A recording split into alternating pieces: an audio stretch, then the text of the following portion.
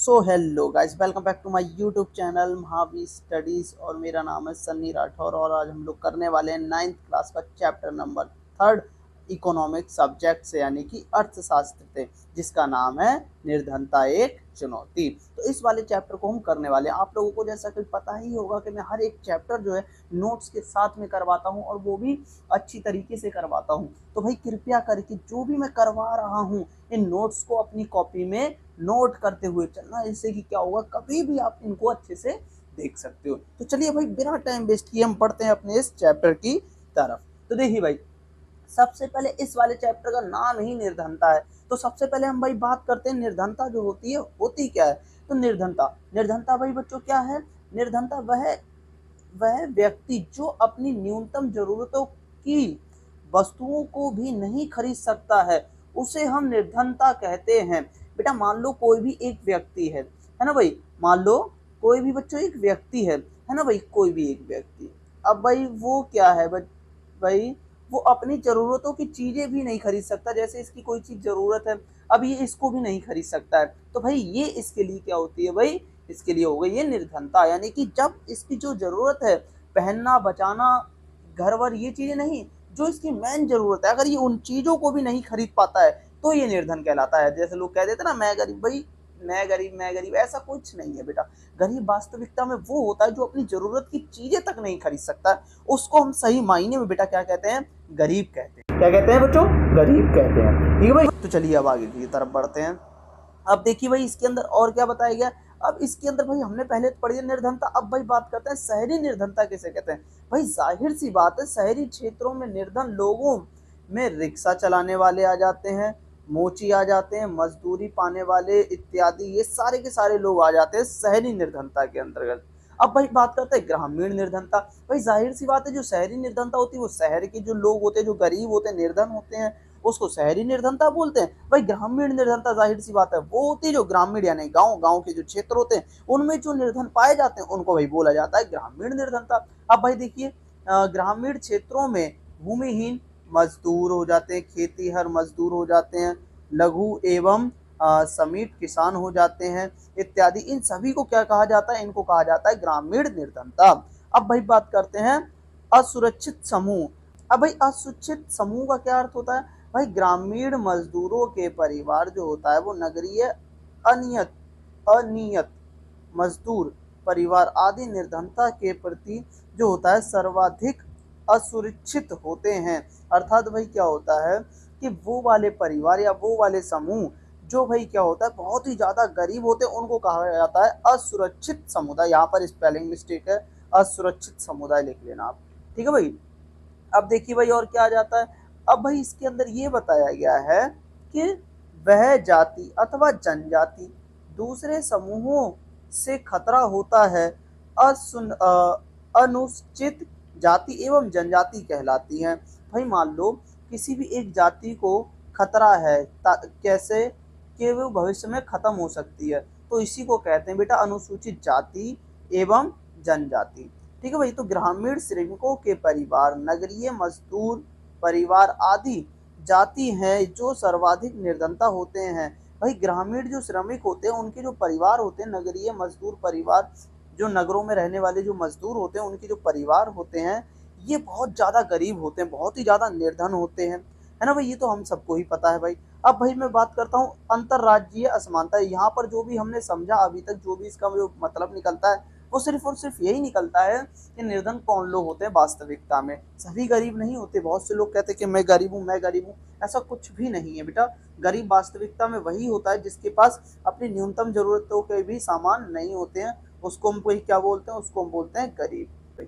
अंतरराज्यीय असमानता। भाई इसका मतलब क्या है, इसका मतलब ये है कि एक राज्य से दूसरे राज्य के बीच में जो असमानता है उसी को कहा गया है अंतरराज्य असमानता। भाई जाहिर सी बात है, जब ये निर्धनता को लेकर के बनाया गया तो निर्धनता के ही ऊपर होगा कुछ ना कुछ।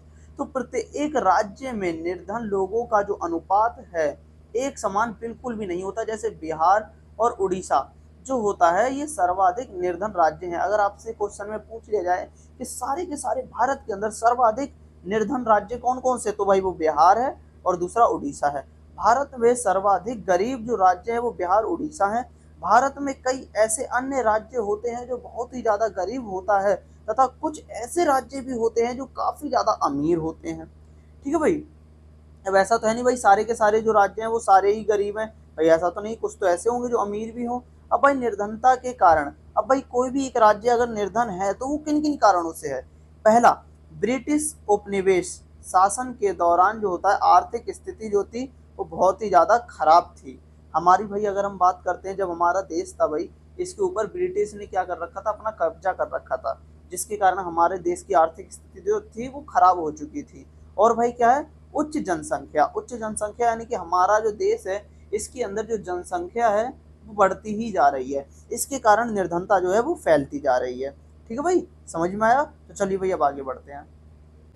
अब देखिए भाई, अब एक चीज आपसे पूछ ली जा सकती है कि भूमि और अन्य संसाधनों का असमान वितरण, कि भाई भूमि जो है, भूमि यानी कि जमीन, और अन्य कोई भी संसाधन, इनका वितरण, असमान वितरण यानी कि अलग अलग चीजों में वितरण, तो सामाजिक और सांस्कृतिक के कारण। अगर भाई मान लो इनके बीच में वितरण आता है तो वो किन किन कारणों से आएगा, सामाजिक और संस्कृति के कारण ही आएगा।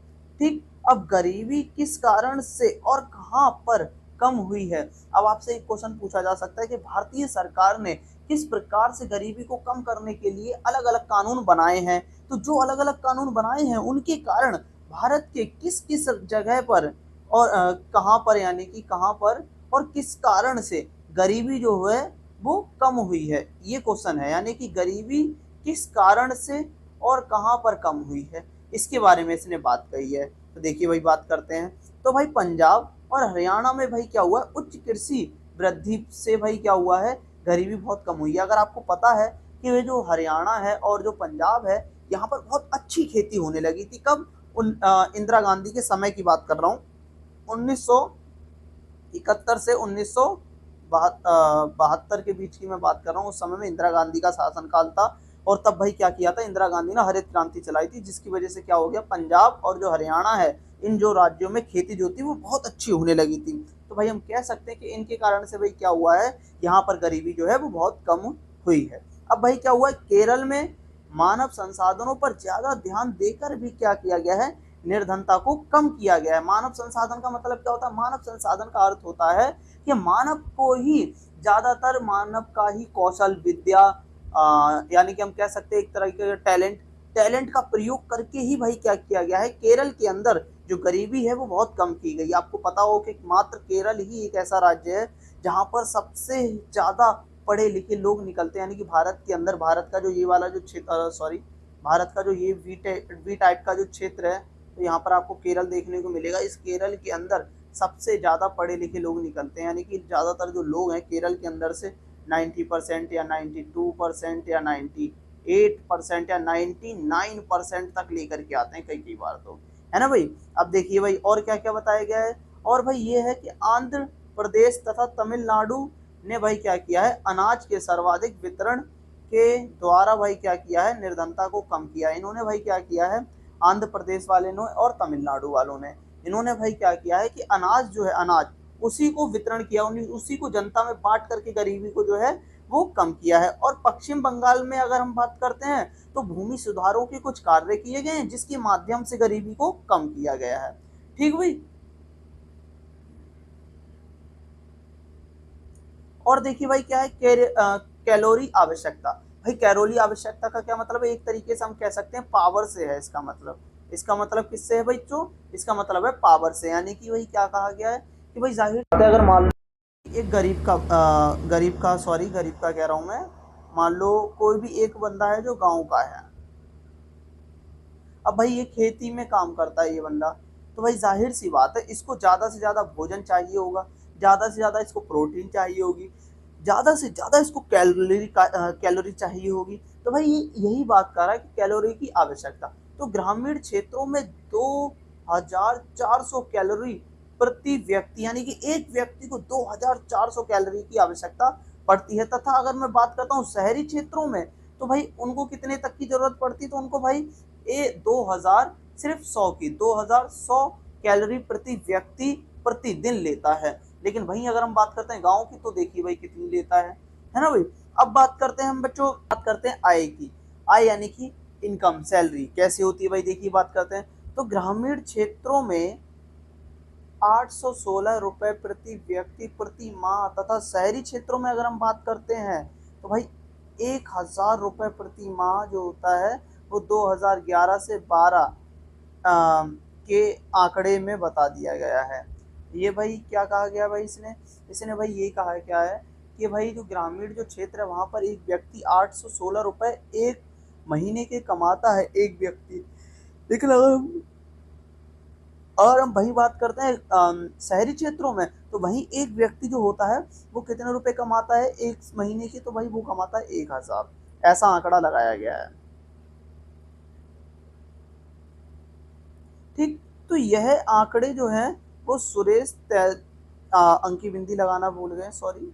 तो सुरेश तेंदुलकर कमेटी के द्वारा दी गई थी। भाई ये जो आंकड़े थे ये सुरेश तेंदुलकर कमेटी थी बेटा, एक उसके द्वारा इस वाले आंकड़ों को दिया गया था। इनके बाद से भाई क्या हुआ, गरीबी के आकलन के लिए जो भी गरीबी का जो आकलन है उसके लिए जो रंगजन के नेतृत्व में, रंगजन एक व्यक्ति बेटा उनके नेतृत्व में एक और कमेटी जो थी वो बनाई गई थी। ठीक है भाई, जिसमें भाई क्या हुआ अपनी रिपोर्ट तैयार की, कब, जून 2014 में। और जो कि भाई किसके ऊपर थी, जिसके हिसाब से ग्रामीण क्षेत्रों में भाई क्या हुआ था 972 रुपए प्रति व्यक्ति प्रति माह कमाता था। वहीं अगर हम बात करते हैं कि शहरी क्षेत्रों में तो भाई वो 14,007 रुपए प्रति माह कमाता था एक व्यक्ति प्रति माह, एक निर्धारित हो चुकी थी इनकम। इनका मतलब भाई क्या कहना चाहता है भाई, ये बोलना चाहता है कि भाई एक सुरेश तेंदुलकर कमेटी के द्वारा दी गई और वो भाई 2011 से 12 में दी गई थी। अब भाई अगर हम बात करते हैं इससे पहले वाली यानी कि इसके बाद वाली, सॉरी, तो वो भाई वो दी गई थी किसके द्वारा, वो किसी और व्यक्ति के द्वारा दी गई थी, रंग राजन के द्वारा दी गई थी। इसने भाई कब दी थी, जून 2014 में दी थी। और इसके अनुसार जो आंकड़ा निकला वो ये निकला कि ग्रामीण जो क्षेत्र के जो लोग हैं वो 972 रुपए प्रति माह कमाते हैं। वहीं अगर हम बात करते हैं ग्रामीण क्षेत्र शहरी क्षेत्रों में तो भाई शहरी क्षेत्रों में 1407 रुपए एक महीने में शहरी क्षेत्र का व्यक्ति कमा लेता है। तो भाई आप देख सकते हो किस प्रकार से गांव की और शहर की जो इनकम है उसमें जमीन और आसमान का अंतर दिखाई देता है ना भाई। अब देखिए भाई इसके अंदर और क्या है, तो भाई महात्मा गांधी के द्वारा एक भाई क्या किया गया था, राष्ट्रीय ग्रामीण अधिनियम बनाया गया था 2005 में। उसके मतलब इनके नाम से था और 2005 में बनाया गया था।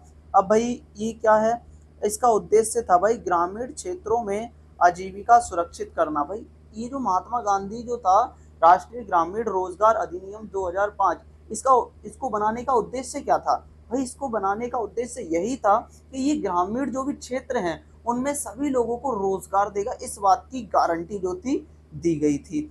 और भाई क्या हुआ, साल में कम से कम 100 दिनों के रोजगार की गारंटी है। अगर मान लो किसी एक व्यक्ति को काम नहीं भी मिलता है तो ये 100 दिनों का उसको लगभग रोजगार जो है वो मुफ्त दे देंगे। और भाई क्या हुआ, 1/3 रोजगार महिलाओं के लिए भी सुरक्षित किया गया। मान लो अगर तीन पुरुष हैं तो उनमें से भाई क्या होगा, एक जो होगी वो महिला होगी, ये बात भी सुरक्षित कर दी गई। अगर रोजगार अगर 3 पुरुषों को दिया जा रहा है या 2 पुरुषों को दिया जा रहा है या उनमें से एक जो होगी वो महिला होगी, ये बात निश्चित कर दी गई थी। और क्या हुआ, आवेदन को 15 दिन के अंदर रोजगार जो होगा भाई वो नहीं उपलब्ध होता है तो भाई क्या होगा, उसको बेरोजगारी भत्ता भी दिया जाएगा। बेरोजगारी भत्ता क्या होता है भाई, मान लो अगर उसको रोजगार नहीं मिलता है 3 महीने के लिए तो उसको भाई क्या किया जाएगा, बेरोजगारी भत्ता होता है वो दिया जाएगा। और न्यूनतम जो मजदूरी अधिनियम जो है इसके जो भी चीजें होंगी या जो भी मजदूरी जो होगी भाई 2 मिनट बच्चों, यहाँ पर थोड़ा सा ब्राइटनेस कम हो गई है। तो भाई क्या होगा, न्यूनतम मजदूरी अधिनियम के अतमेल मजदूरी की प्राप्ति। अब भाई क्या होगा भाई, न्यूनतम मजदूरी की जो होगी इस अधिनियम के तहत प्राप्ति की जाएगी। क्या, इसको समझिए, प्रधानमंत्री रोजगार योजना भाई क्या है भाई, इसके तहत क्या हुआ, ये जो थी आरंभ जो की गई थी 1995 में की गई थी और लघु व्यवसाय छोटे मोटे उद्योग स्थापित करने में ये जो थी प्रधानमंत्री रोजगार योजना जो थी ये मदद करती थी। और इसका उद्देश्य था ग्रामीण और छोटे शहरों में भाई क्या होगा, शिक्षित बेरोजगारी युवाओं के लिए रोजगार या स्वरोजगार के अवसर सृजन। सृजन का मतलब होता है देना, तो भाई देना इसका उद्देश्य था। इसका उद्देश्य भाई यही था कि ये जो ग्रामीण जो क्षेत्र हैं भाई, उनके अंदर जो भी पढ़े लिखे व्यक्ति हैं उन सभी को भाई क्या देना, रोजगार देना।